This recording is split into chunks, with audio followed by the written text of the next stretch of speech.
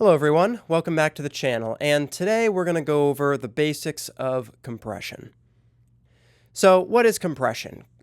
In the simplest terms, compression limits the dynamic range of an audio signal.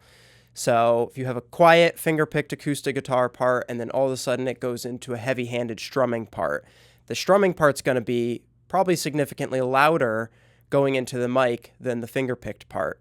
What a compressor will do in that situation, what compression does, is it will level out those louder strumming parts so that it sounds a bit more uniform and a bit more level overall and doesn't sound as jarring when you're listening to it compared to the quieter finger-picked part before. So basically, you're limiting the dynamic range, and the dynamic range is just the difference between the loudest and the quietest parts of an audio signal. So that's why we use compression, and a little history first is kind of started actually way back in like the mid to late 1930s in kind of the radio broadcast area where they would use, back then they were just limiting amplifiers is what they would call them.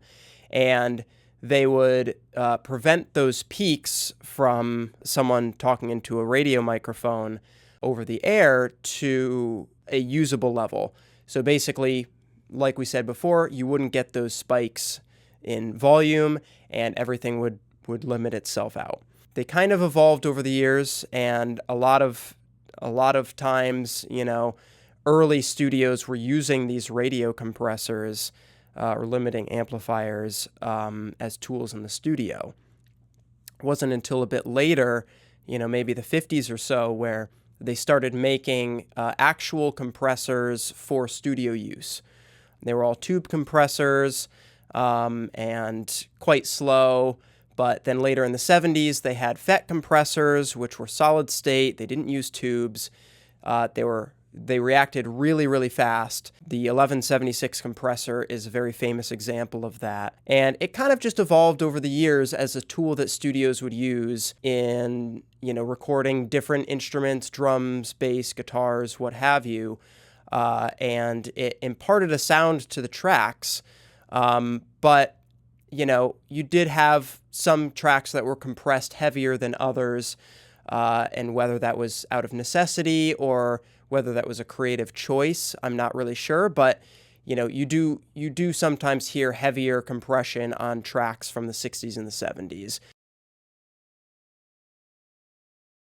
So our ears, if you have two signals that are identical and one signal is slightly louder than the other signal, generally most people are going to perceive the slightly louder signal as the better sounding signal, when in fact both of them are exactly the same signal. It's just one is slightly louder than the other. So in the 90s and early 2000s, we entered what was called the loudness wars. And the loudness wars were basically the mix engineers and the mastering engineers trying to get their tracks to sound louder than everybody else's tracks. And eventually everybody started doing it because they were like, well, if our track comes on the radio and it's louder than everybody else's tracks, they're probably going to think that sounds better and they're going to gravitate towards that music. Therefore, we're going to sell more records, et cetera, et cetera. So essentially what that did was basically just ruin the quality of a lot of the tracks coming out of that era, which is really unfortunate. But if you look at the waveforms of those tracks, they're basically solid blocks from beginning to end. There's hardly any dynamic range whatsoever. They're just completely crushed. And the difference between the quietest parts and the loudest parts of the song was essentially nothing.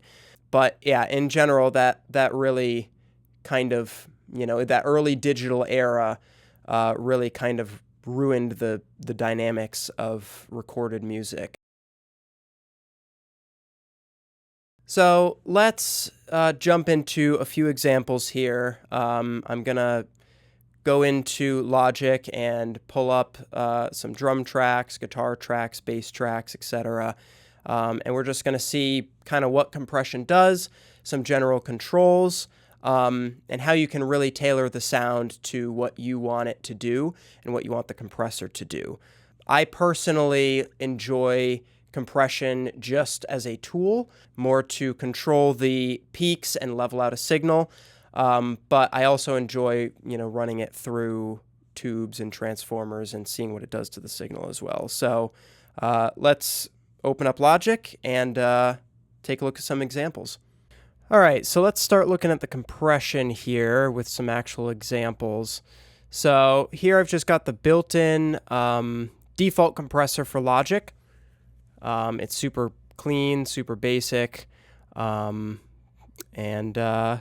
let's dive in. So if we disable this compressor, so it's disabled.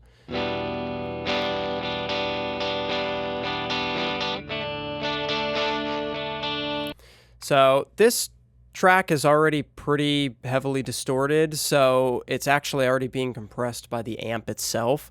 So we don't really need a ton of compression, but if we look here, we'll just engage this compressor. So you can see we're getting about 2 dB of compression here. So what we've got here is the threshold. So it defaults to 20 dB, negative 20 dB. But if we turn this off, play the track, you can see we're getting,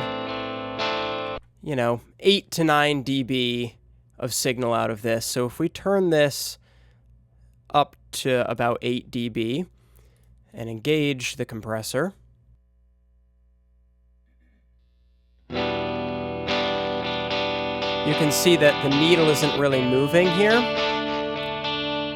until we start to lower this.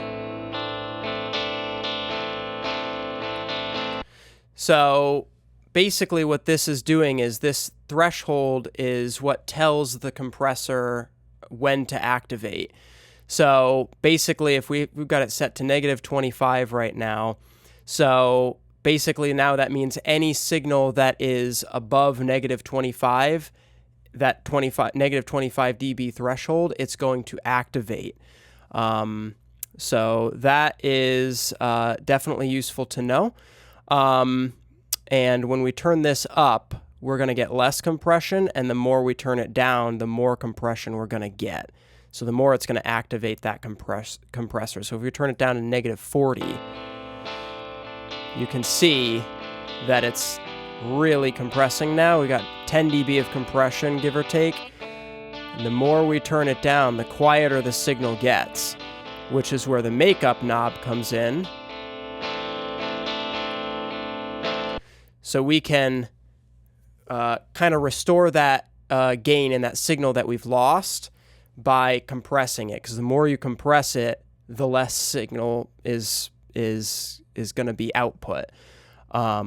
So the makeup gain is going to add more signal and more gain to the output side of things.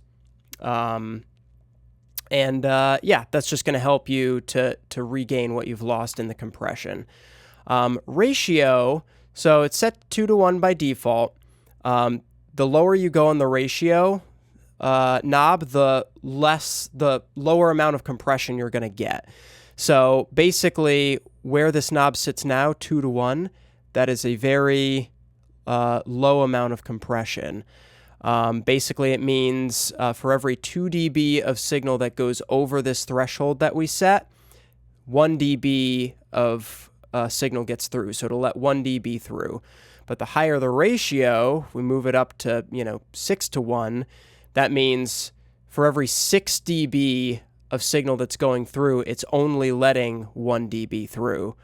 And 12 to 1 is quite a large amount of compression. That's fairly heavy compression. So if we put this back down to 2 to 1, move this threshold way down. So we're getting a ton of compression here, ton of activation, but we're not actually getting a ton of compression itself. So if we move this up,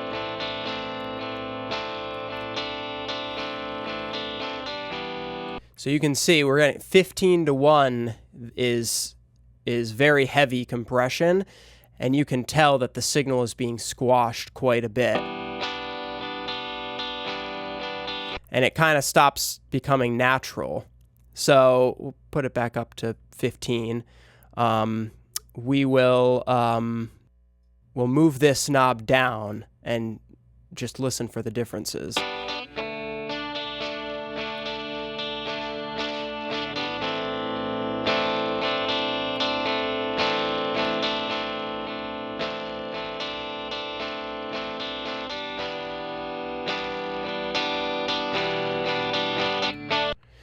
So we're also gaining a little bit of volume with the lower ratios, but what's great about this is the lower you set it, the more transparent the compression is, the less obvious it is that the signal is being compressed, and the more natural it sounds. So you're not getting as much compression in the signal, but you're getting a more natural sound, more of the natural instrument sound or vocal sound will be coming through. So moving on to attack and release, we're actually going to head to the snare track. For attack and release, well, that's disengaged. So we've got a very natural, basic snare sound here. Turn the compressor on. So we're about 4-to-1 right now. So that's looking pretty good there. Now the attack and release, it's set here in milliseconds. So basically we've set it to about 20 milliseconds here. That means 20 milliseconds is the reaction time of this circuit now. So it's going to take 20 milliseconds to react to the sound of that snare drum hitting. So if we move this way up to 200 milliseconds, this is going to take a lot less time to react.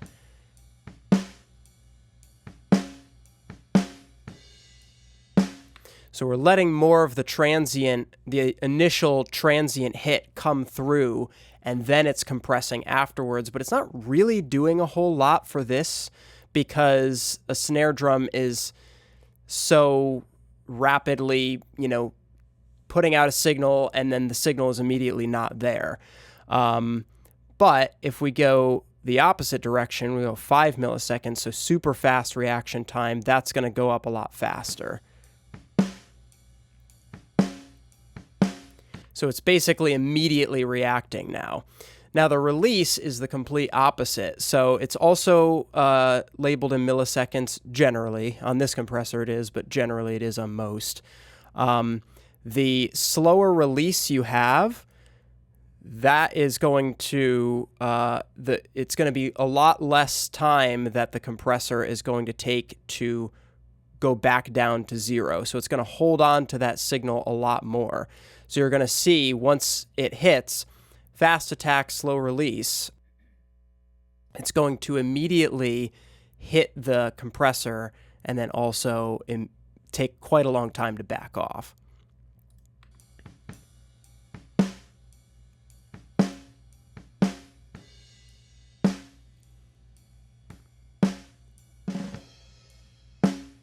So it's really holding on to that signal. Now, if we do fast attack and a fast release, we're going to see that it's going to immediately react and then immediately disengage.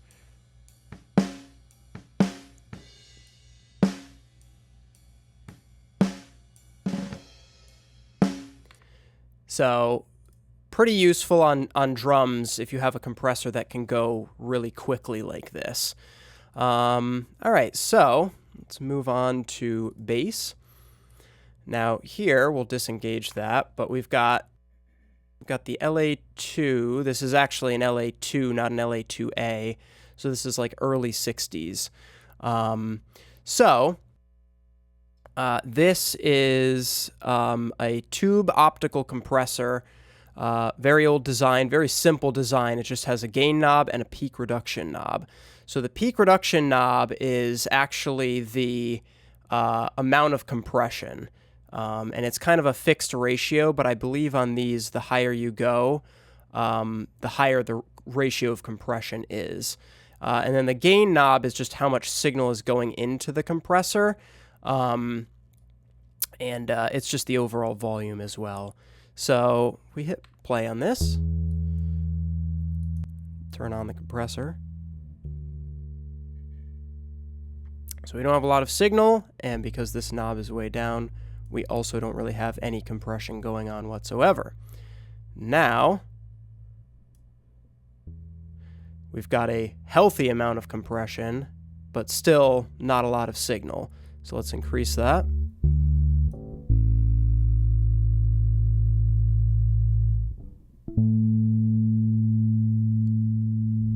So for bass, I generally like slower, simpler compressors like this because I really want the note to be drawn out, and especially with a track like this where it's long, slow, held notes like this.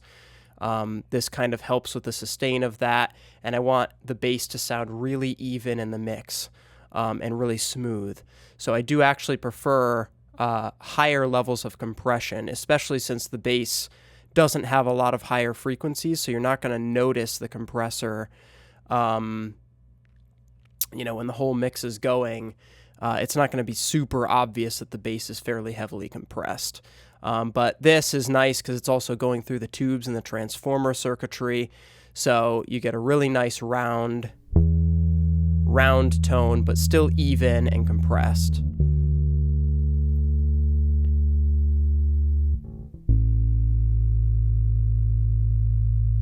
And see, this has a really slow release time by default. The attack and release is fixed on this model, so you can't adjust it, and it's quite slow on these older tube compressors. All right, and then last but not least, we'll go to the lead guitar here. We're just going to go on an LA3A. And again, this is basically the same layout as the other compressor because the LA3A is just the solid-state tubeless version of the LA2A. So this came out a little bit later in the 70s, I think. But this is really a really great compressor for guitars. I really like this for electric guitars. It's good on a lot of stuff too, but specifically I really like the LA3A on an electric guitar track. So compressor is disengaged. Let's listen to the first section.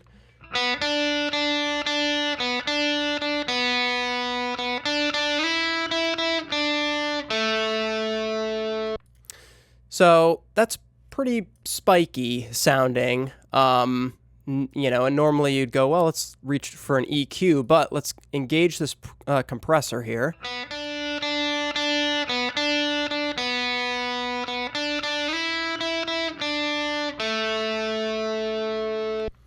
So let's disengage.